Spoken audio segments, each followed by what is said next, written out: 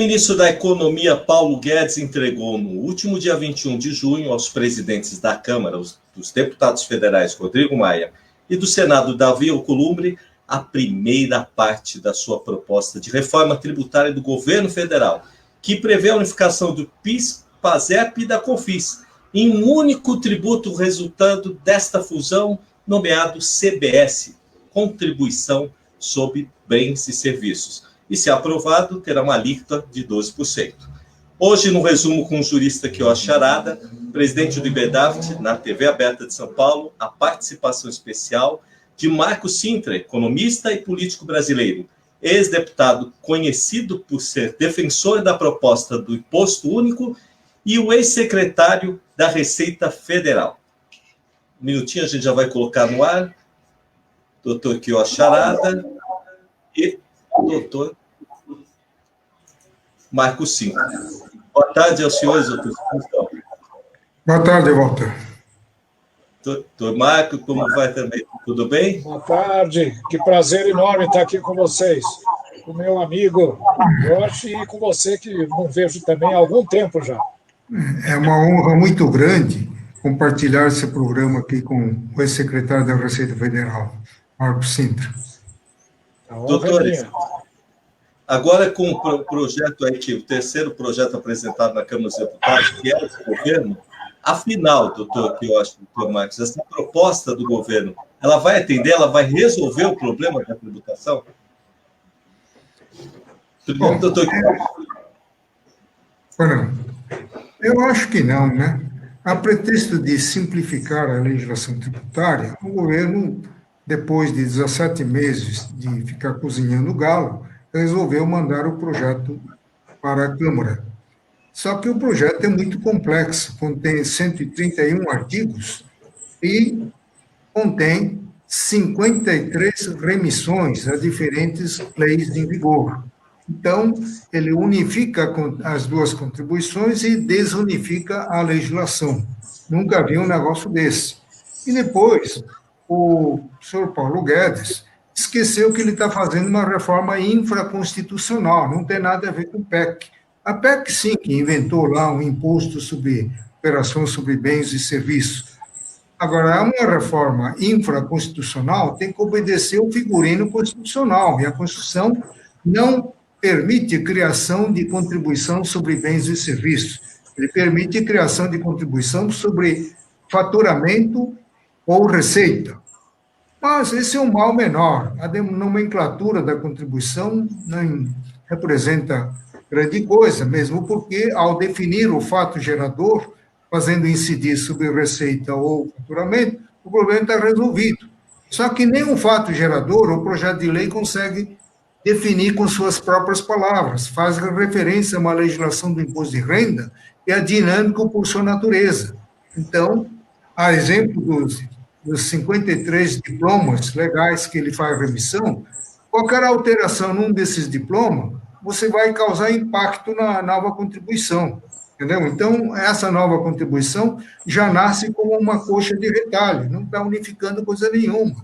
É muito complexo, entendeu? Agora, não sei se o doutor Marco Sintra tem alguma coisa a acrescentar. Professor, queria escutar o senhor. A sua opinião é sempre muito importante, porque a avaliação dos aspectos jurídicos de uma peça como essa é fundamental, né?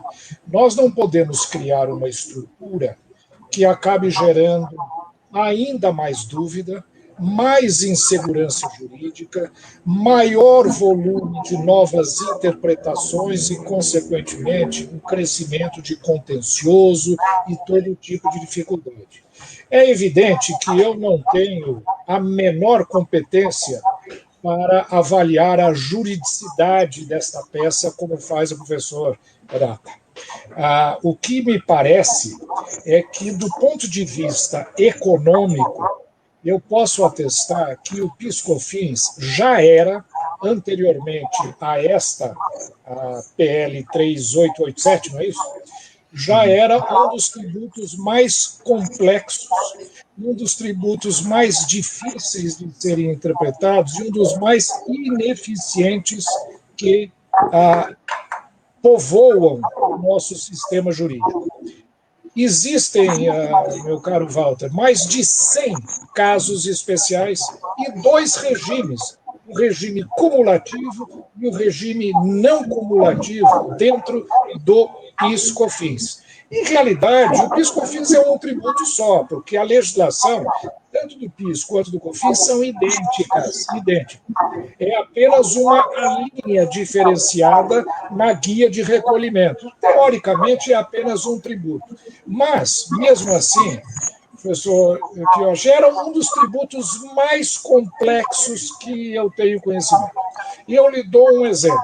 Existia o PIS/COFINS para a indústria automobilística, um regime diferenciado para o agronegócio, um regime diferenciado para o setor siderúrgico, um outro regime diferenciado para a Zona Franca de Manaus, outros regimes diferenciados para a indústria de petróleo e gás.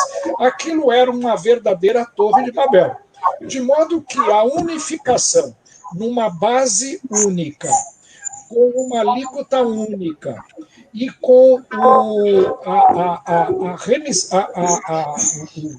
a eliminação de todos os regimes especiais, me parece um avanço do ponto de vista econômico. Eu não quero entrar no aspecto jurídico, como eu falei, mas do ponto de vista econômico, da operacionalidade, digamos, meramente da questão das obrigações acessórias e do entendimento do complexo tributo, ele facilita e ele simplifica. O grande problema é que, com a alíquota única, mesmo havendo uma arrecadação que mantenha constante a carga tributária bruta, setorialmente existem desnivelamentos muito fortes. Então, alguns setores terão redução de carga tributária, outros setores, como o setor de serviços, terão enormes aumentos de carga tributária, e isso, evidentemente, vai gerar muito debate, muita discussão e muita necessidade de ajustes nesse tributo, sem falar nos aspectos jurídicos que, muito propriamente, estão sendo levantados aqui agora. Professores, tem 63 tributos entre impostos, taxas. Esse aspecto, essas reformas, eles vão simplificar a carga tributária do brasileiro? Professor Quioche? Como é que é, Walter? Hoje nós temos 63 tributos, não é? Na carga tributária, e que se fala que a reforma vai simplificar tudo isso. Mas, na realidade, alguma delas vai conseguir ter essa simplificação? O brasileiro vai ter essa simplificação de tributos? Ou a gente está ainda navegando em águas estranhas? Não está simplificando coisa nenhuma. Agora, o que o professor Marco Cinto disse, em parte, é verdade.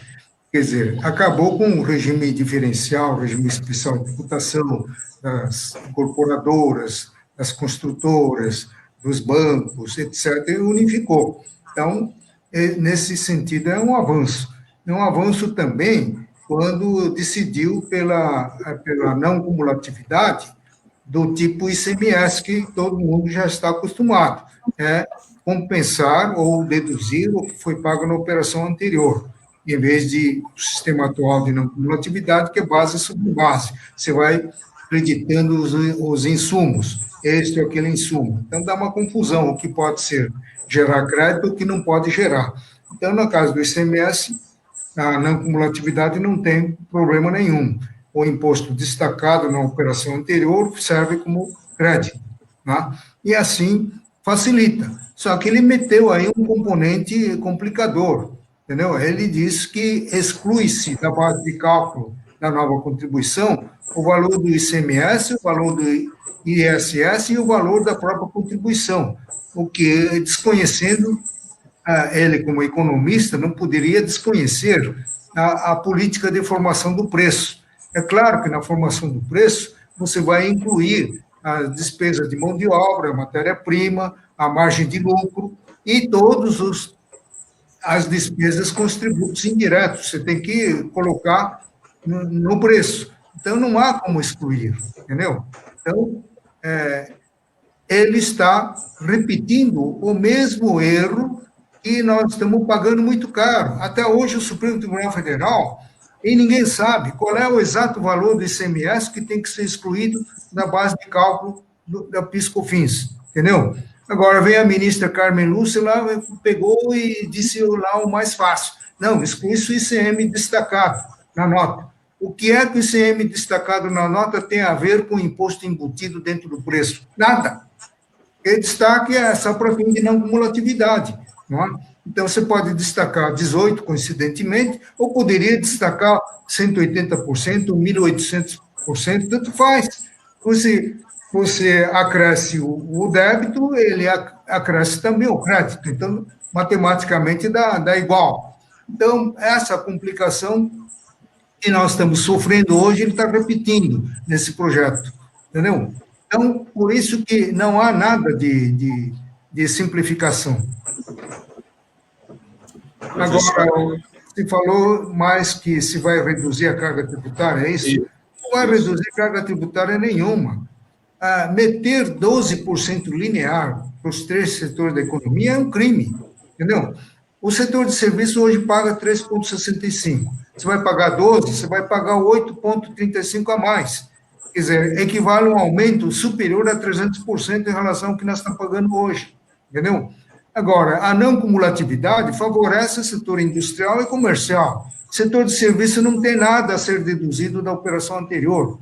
Não existe uma prestação de serviço em várias etapas, assim, de prestação. Isso não existe, entendeu?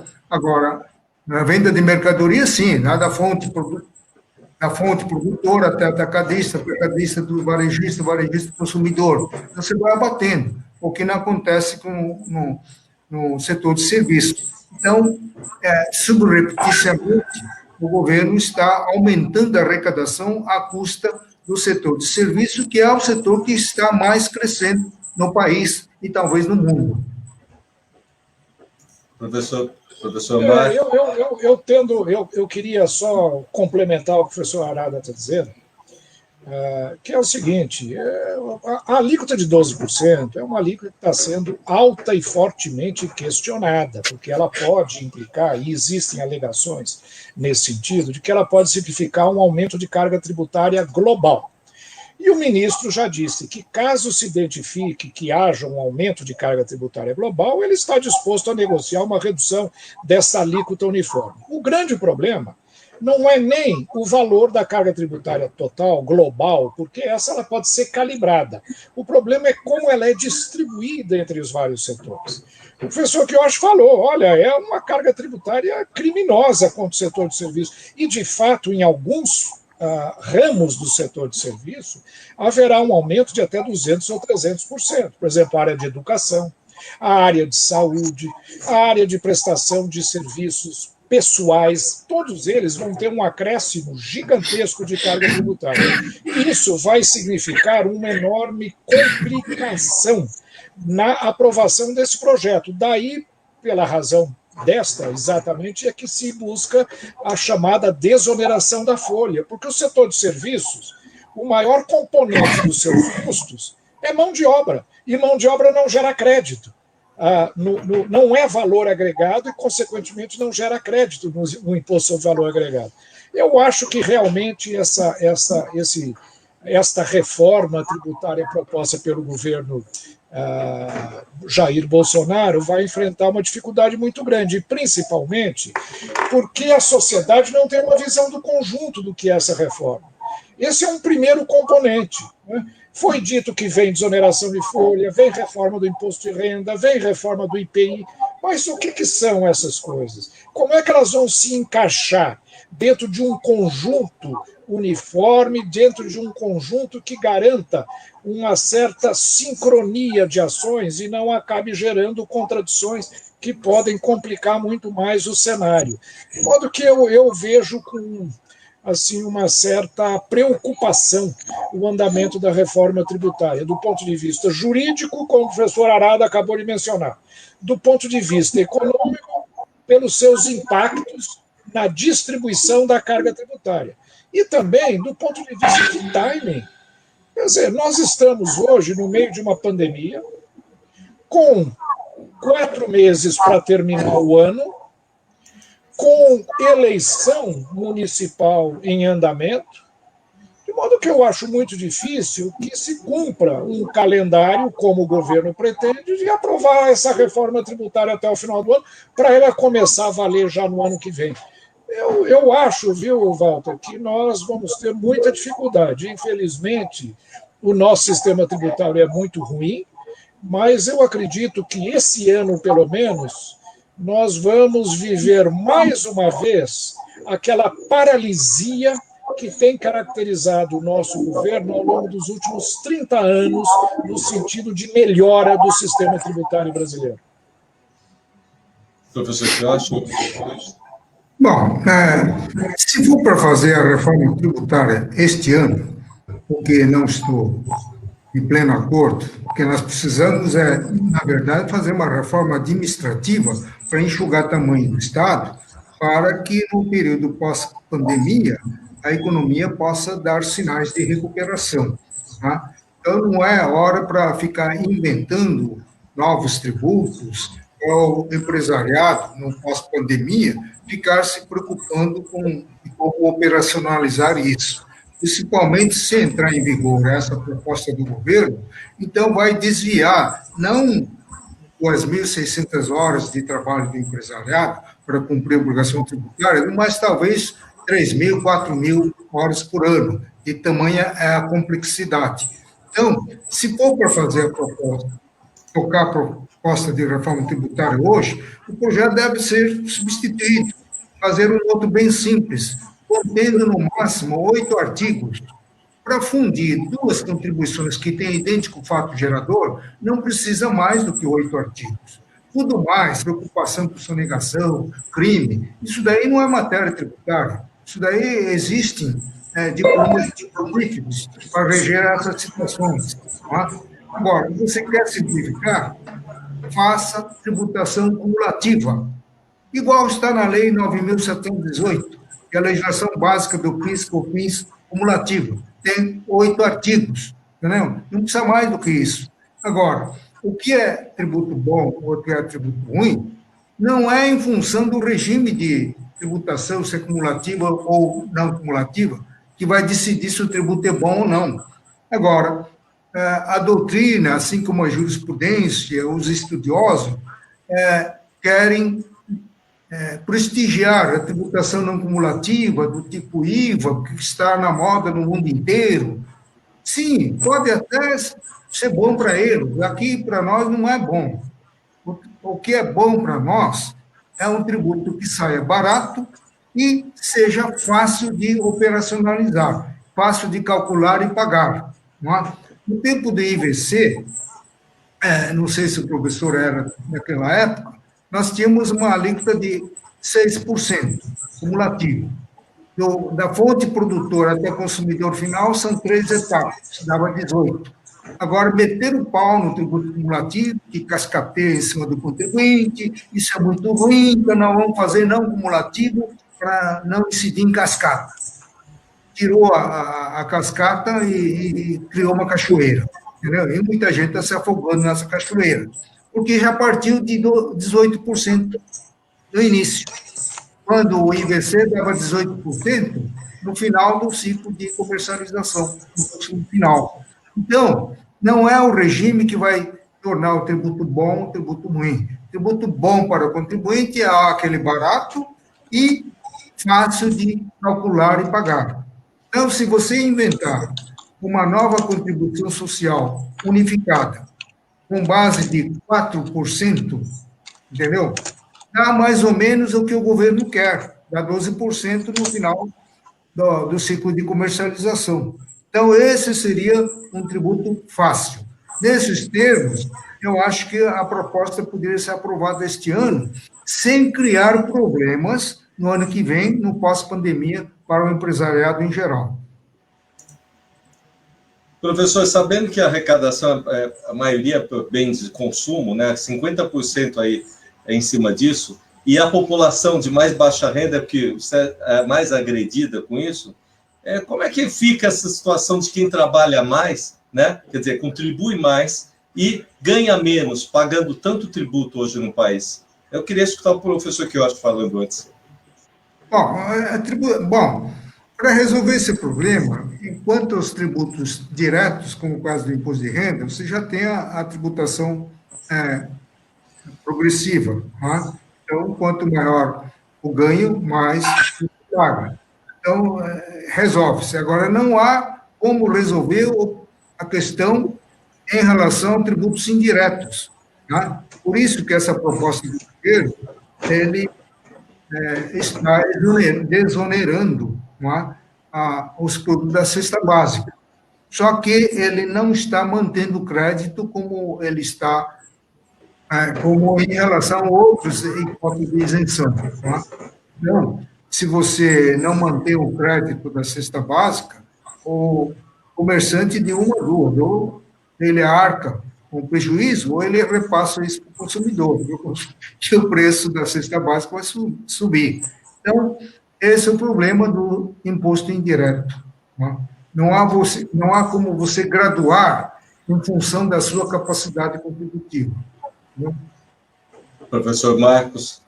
Olha, eu quero até aproveitar a fala do nosso querido professor Charles Charada, no sentido de mudar um pouco o tom do debate. Né? Eu acho que a intervenção feita pelo professor Arada, ela é absolutamente pertinente quando ele questiona se de fato nós estamos simplificando, se de fato nós estamos criando um sistema tributário de baixo custo, com pouco contencioso, com uma legislação enxuta, clara, objetiva, que não dê margem a um gigantesco contencioso. E ele propõe praticamente um sistema que fuja desta visão que hoje virou um grande modismo de que o IVA, o Imposto sobre Valor Agregado, é o melhor tributo que existe, etc, etc. Bom, eu acho que ele tem absoluta razão. Eu sempre defendi, professor Arada, o senhor sabe disso, uma simplificação ainda mais radical do que simplesmente manter o PIS/COFINS como ele existia originalmente sobre faturamento, sobre receita. Né? Era um tributo cumulativo, sem dúvida alguma, mas de enorme simplicidade. O regime cumulativo do PIS/COFINS não tem contencioso nenhum, não tem nenhuma questão rolando no CARF, na justiça, com relação ao cumulativo. É simplesmente uma conta de vezes. Pega o faturamento, multiplica pela alíquota e pronto, e paga-se. Não há interpretação alguma com relação à cobrança desse imposto. Eu ia um pouco além.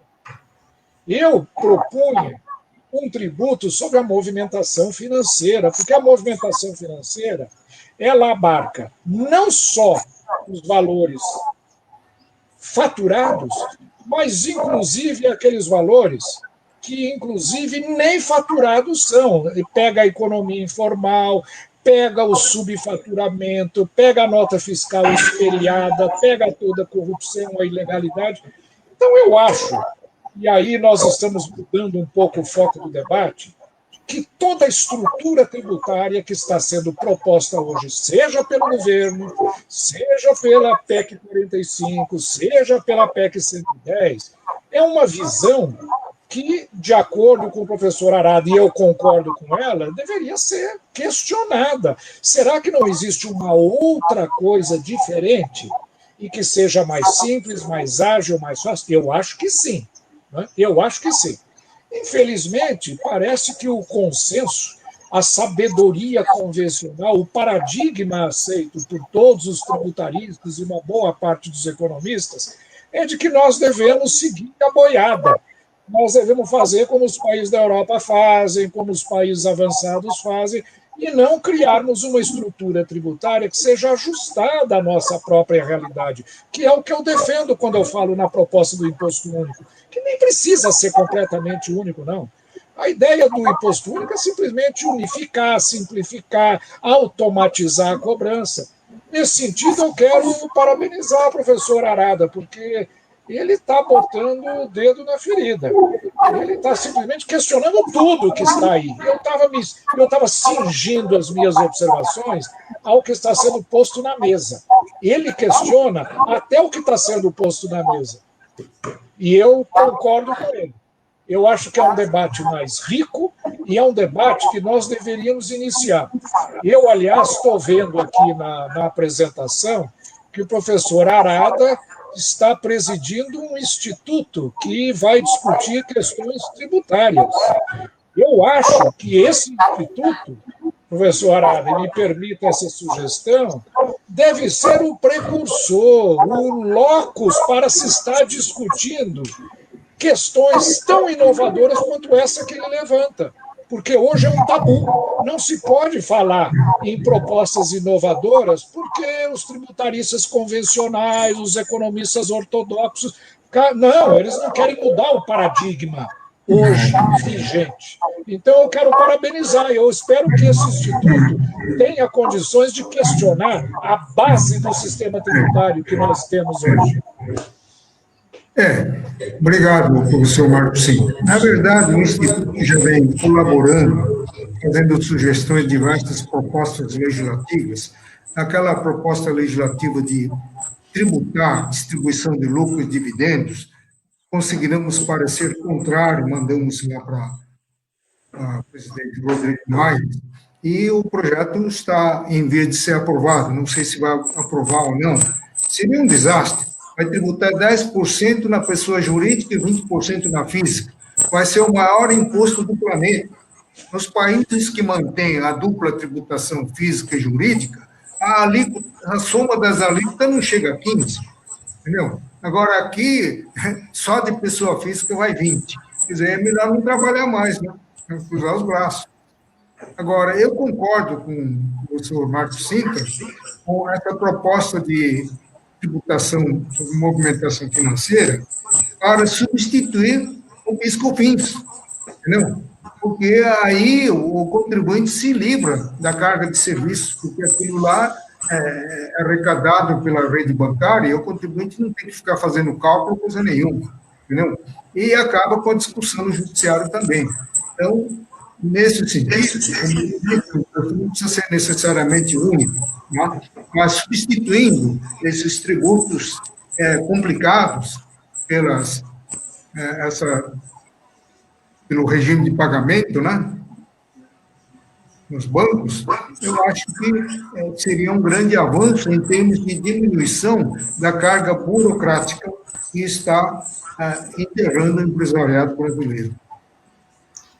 Falando em tributo diferente, doutores, eu vi uma manifestação no site do professor Marcos Sintra falando sobre essa questão da CPMF e o tributo, entre aspas, digital. Afinal, é igual ou não é essa situação? Que hoje todo brasileiro trabalha pagando tudo pela internet, né? Essa é a pergunta de $1 milhão, viu, Walter? Ninguém sabe. O que acontece é o seguinte, a minha interpretação. O nome CPMF ficou um nome satanizado, demonizado, virou palavrão. Injustamente, porque foi um imposto que funcionou durante 12 anos no Brasil, não teve contencioso algum, não tem custo, gerou uma arrecadação que foi a base de sustentação do Plano Real, no ajuste fiscal durante o Plano Real. Só que, por razões políticas, ele acabou estando no centro de uma luta entre o governo do PT e a oposição, quando ele foi, então, extinto em 2007. E foi uma batalha política muito feroz que acabou incutindo na mentalidade da população a questão da cumulatividade, que ela é péssima, que é um imposto injusto, que é um imposto que iria levar à dolarização da economia, etc. Nada disso aconteceu durante 12 anos. Então, esse é um tributo que o governo tem medo de falar. Walter, você sabe, eu estive na Receita Federal e a razão pela qual eu fui exonerado da Receita é porque eu tive a honestidade de dizer que estava, sim, analisando um tributo semelhante à CPMF. O espírito era diferente. Nós não queríamos implantar esse tributo para aumentar a carga tributária, porque nós achamos que a sociedade brasileira não aguenta mais. E concordo com o professor Arada, quando ele diz que temos que ter a reforma administrativa também, para abaixar a carga tributária. Mas eu falei nesse imposto e fui exonerado. Por quê? Porque não se pode falar num imposto sobre movimentação financeira. Isso é pecado.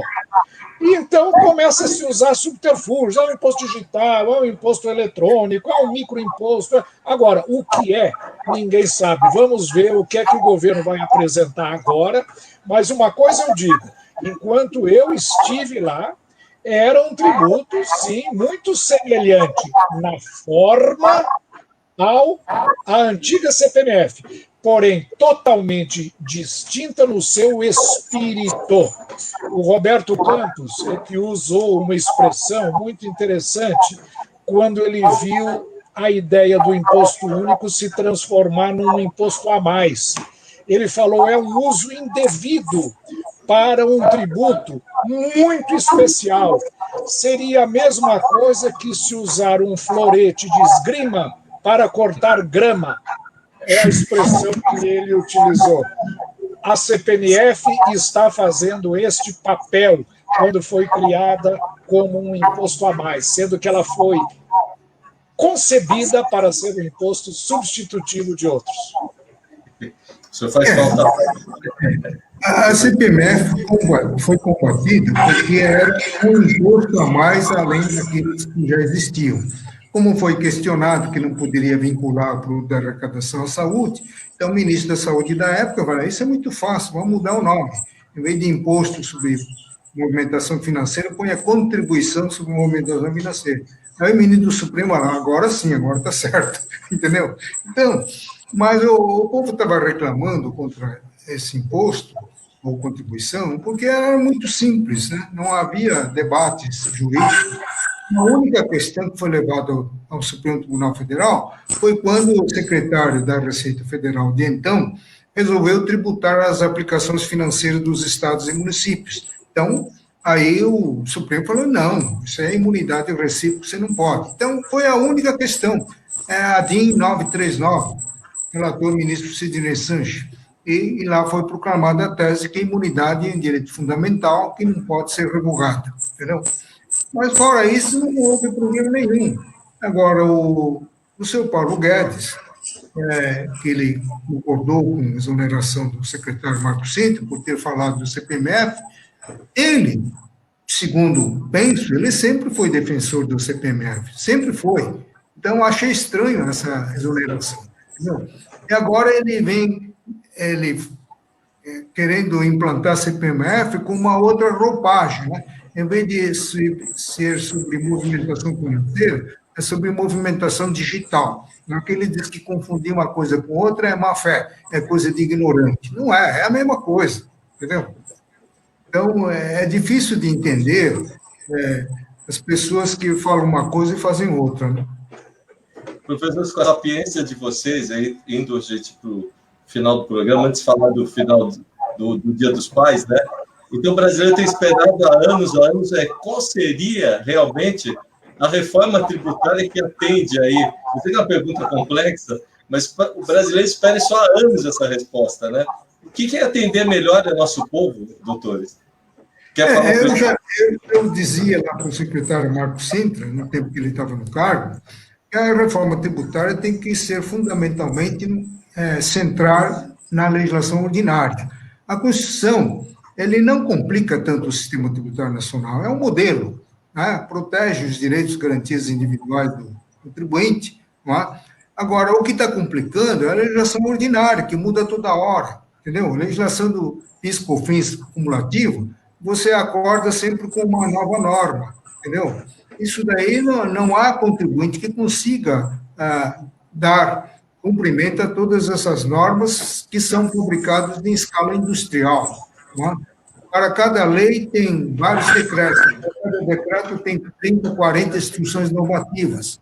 Então, eu faria uma reforma no nível infraconstitucional, né? Mexendo apenas com a legislação ordinária e proibindo mais que uma regulamentação por decreto de uma lei, e mais de uma regulamentação por instrução normativa, ato declaratório, etc., por cada decreto.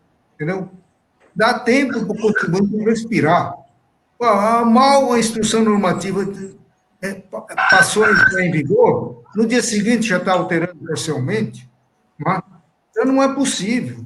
Isso daí que está infernizando a vida do contribuinte. Então, a reforma tributária seria no nível infraconstitucional e na Constituição apenas reformas pontuais.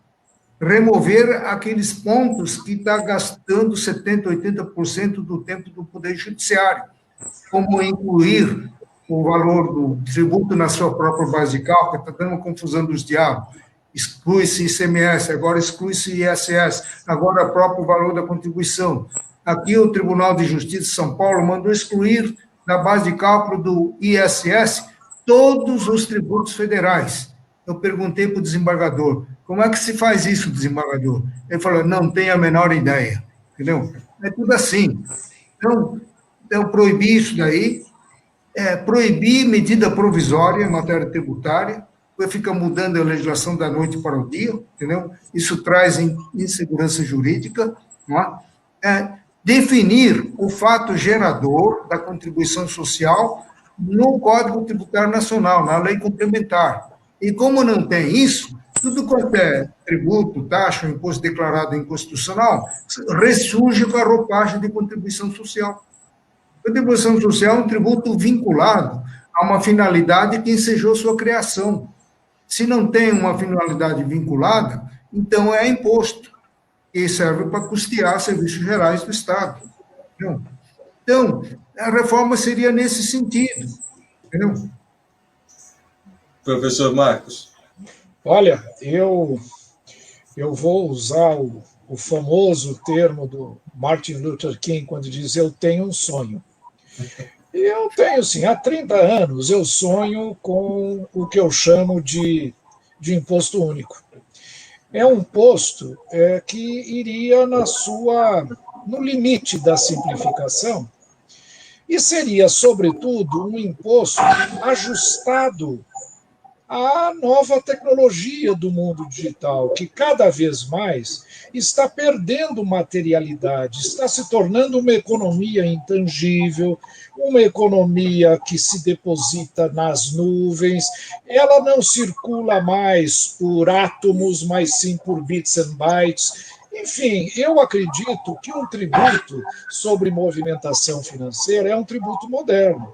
Algumas pessoas vão dizer, mas isso é um sonho, e realmente nós estamos longe de poder atingir este desiderato. Contudo, eu acredito que deva ser uma direção, uma diretriz para que as pessoas possam seguir, sabendo que às vezes nunca vão chegar lá, no final. Os navegadores, antigamente, eles se orientavam pelas estrelas, mas sabiam que nunca chegariam à estrela, mas olhavam as estrelas na sua orientação. Eu acho que é isso que nós precisamos fazer, simplificar. E eu queria dizer, então, para você, Walter, respondendo muito objetivamente a sua pergunta, qual é a reforma tributária ideal? Eu vou lhe propor uma. É a do Imposto Único Federal. Existe um projeto que está na Câmara dos Deputados, é uma emenda à PEC 45, de autoria do deputado Luciano Bivar, e que propõe um Imposto Único Federal. O que é esse modelo? É um modelo onde existirá no governo federal, não é uma reforma nacional, apenas do governo central. Ele mantém apenas o imposto de renda, pessoa física e jurídica, que seria um imposto para, digamos, reequilibrar a distribuição de renda no país, tributar de forma razoavelmente progressiva quem tem maior capacidade contributiva, e um segundo imposto, que seria um imposto à movimentação financeira apenas, só. Não haveria outra base tributária, seria um imposto único federal. Para mim, seria um imposto ideal neste momento. É muito distante esse imposto de ser muito difícil de ser atingido? Eu acho que não. Basta Porque hoje, se nós pegarmos o imposto de renda, pessoa física e jurídica, e somarmos com o PIS/COFINS, isso representa 90% da arrecadação federal. Seria, então, simplesmente unificar todos os demais tributos num tributo sobre movimentação financeira e aperfeiçoar, melhorar, simplificar o imposto de renda, pessoa física e jurídica. O professor Arada poderia ajudar nesta simplificação e aperfeiçoamento desse imposto, e teríamos aí sim uma reforma tributária que, do meu ponto de vista, seria atingir este sonho, se não plenamente, muito de forma bastante significativa para a sociedade brasileira. Olha, Marco, se eu entendi, a sua proposta é imposto único federal só, né? Mantém a competência tributária dos estados e municípios, o estado fica com o ICMS. Eu estou de pleno acordo. De pleno acordo. Eu acho que o PEC 45, que acaba com a forma federativa do Estado. Ele pega o imposto ICMS, pega o ISS, centraliza tudo na mão da União e ainda prevê prazo de 50 anos para consertar o estrago em relação à perda de arrecadação do ICMS. Se está prevendo a perda de arrecadação, o estrago, então por que está fazendo o estrago, né? Não tem sentido. 50 anos vai virar de 100 anos. O senhor tem absoluta razão. E, primeira coisa, esse projeto, ele é um projeto que foi apresentado pelo deputado Luciano Bivar, não é projeto meu. Ele está inspirado, evidentemente, nos meus trabalhos, nos meus estudos, e eu, enquanto estive na Câmara dos Deputados, apresentei também um projeto de imposto único federal muito semelhante a esse, que é a PEC 474, né? E que está engavetada e que por alguma razão não foi para... Alguma razão não, eu entendo perfeitamente que tem muita gente que não quer simplificar. Mas a sua observação é absolutamente exata, pertinente. Hoje é uma insensatez se apresentar um projeto de reforma tributária que atente contra o princípio federativo. Há juristas, professor Arada certamente pode ser um deles, que dizem que isso é inconstitucional, que fere o princípio federativo com a cláusula pétrea da Constituição. Há outros que dizem que não, que é constitucional, se for através de uma PEC, etc. Mas uma coisa eu garanto, eu não posso dizer se é ou não constitucional, mas vai judicializar sim. Vai judicializar. E será uma enorme confusão. Eu não vejo prefeitos e governadores abrindo mão das suas competências tributárias. Nós temos um princípio de federalismo fiscal que já dura mais de 100 anos. Isso não se muda assim de uma hora para outra. Então, o que eu proponho é um imposto único federal. Deixa os estados aperfeiçoarem o seu sistema tributário, que precisa ser aperfeiçoado, os municípios também, mas cada um na sua área de competência, pelo menos a curto prazo. Futuramente, quem sabe, se pode até questionar o princípio federativo, mas não é hora para fazer isso agora, não. É só pela Assembleia Nacional Constituinte originária, porque a cláusula pétrea não pode ser alterada por poder reformador, né? Professores, até tira um fôlego, tanta sapiência, não quero nem ficar interferindo, é muita informação boa. Faz falta o doutor Marcos Sintra lá, viu? Não, mas essa ideia do Imposto Único Federal é genial, genial. Nós nos livraríamos de, seguramente, 90% do tempo tomado do nosso Poder Judiciário. Professor Arada, nos convide, a mim e ao deputado Luciano Bivar, para irmos ao Instituto fazer a apresentação desse projeto. Vai ser um prazer enorme. Pois não, farei sim. Deixa acabar a pandemia. Vamos fazer online, professor. Fazemos online. Podemos fazer, sim. Podemos fazer. Eu vou conversar, no dia 17, vou fazer uma live aí com 5 tributaristas para exatamente colher subsídios para oficiar o presidente da Câmara, Rodrigo Maia, sobre esse projeto de unificação, que está unificando contribuição e está desunificando a legislação. Quer dizer, não dá para entender. Entendeu? Professores, agora no finalzinho do programa, a gente mudando um pouco o assunto, mas é o primeiro Dia dos Pais com uma cifra tão alta de tudo que está acontecendo no mundo, né, no Brasil em especial, né? A gente está chegando a 100 mil pessoas vítimas de Covid, Queria uma mensagem de você, já que a gente está passando ao vivo, né, e vai passar antes do Dia dos Pais, para esses pais batalhadores que estão aí, às voltas, né, de receber, né, pagar imposto, viver num Brasil que está tão difícil. Pois é. Né, o que podemos falar é que precisamos ter fé, ter esperança de vermos superado essa pandemia que está infernizando a vida dos nossos companheiros, nossos amigos, dos nossos parentes. Está todo mundo num estado de pânico, porque não se sabe quando é que virá essa vacina. Estão falando em novembro, outros falam em ano que vem, entendeu?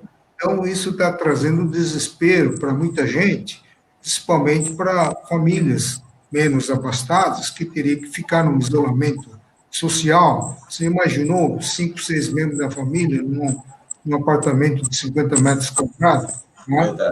Não como eu, como o senhor Marco Cinto, que pode ficar num espaço mais amplo, então poderia até suportar esse isolamento social. Mas é muito ruim, então precisa ter muita fé, muita esperança para você manter a sua sanidade, né? Sanidade mental. Professor Marcos. Olha, eu acho que nós estamos vivendo uma tragédia, e eu costumo dizer que nós estamos vivendo uma situação de um filme de ficção científica, que há 10 anos atrás nós assistiríamos até como um mecanismo de diversão, mas que infelizmente se tornou realidade. É uma tragédia humana, só no Brasil já são 100 mil mortos. De modo que eu quero fazer minhas as palavras do professor Arada: temos que ter fé e temos que acreditar na ciência, temos que acreditar no conhecimento humano, na chegada da vacina, para que possamos retornar à vida que tínhamos anteriormente. Eu costumo dizer, às vezes, para as minhas filhas, né, que nós éramos felizes e não sabíamos. Quando poderíamos imaginar viver o que estamos vivendo hoje? Então, é ter esperança, acreditar que o futuro será melhor, que nós vamos superar isso, e rezar por aqueles que, infelizmente, não tiveram saúde ou idade para ver tempos melhores chegando e que sucumbiram frente a esta tragédia humanitária que nós estamos vivendo. Portanto, aos pais, eu só posso desejar, e eu sou um pai, desejo muita força e muita perseverança para superarmos esse momento e continuarmos uma vida minimamente normal, seguindo os ditames, né, de uma boa convivência, de uma vida familiar que hoje nós estamos valorizando, quem sabe, mais do que valorizávamos no passado, agora que nós estamos vendo as restrições que estão sendo feitas a ela. Eu desejo felicidades a todos os pais no próximo domingo. Professor Quioche, professor, vai ser uma honra. Vivi para ver uma entrevista dessa, eu adoro escutar você. Queria agradecer muito, professor Quioche. E eu desejar, a gente está encerrando o programa, professor, não sei se alguém tem, o senhor tem mais alguma colocação antes, mas desejar feliz Dia dos Pais para os dois. Parabéns para todos nós. Todos nós somos pais, né? Agora somos avós também, né? Eu agradeço. Infelizmente, a gente está convidando o professor Marcos Cinto, né, professor Quioche, para participar dos nossos bate-papos aí de sexta-feira. Né? Então, essa live do dia 17, é que eu não tenho o e-mail do professor Marcos Cinto, mas depois você me passa, eu dou o link para ele assistir, e numa outra oportunidade, vamos debater esse projeto do Imposto Único Federal, que me parece muito importante e muito apropriado para o momento. Professor, eu agradeço muito. Um feliz Dia dos Pais para quem nos vê pela internet, para quem nos vê pelo Canal 9. Um abraço, obrigado, professor Marcos Cinto, de estar aqui com a gente. Professor Quioche Arada, meu carinho eterno, o senhor está sempre acompanhando a gente. Um abraço a você. Satisfação é minha. Obrigado.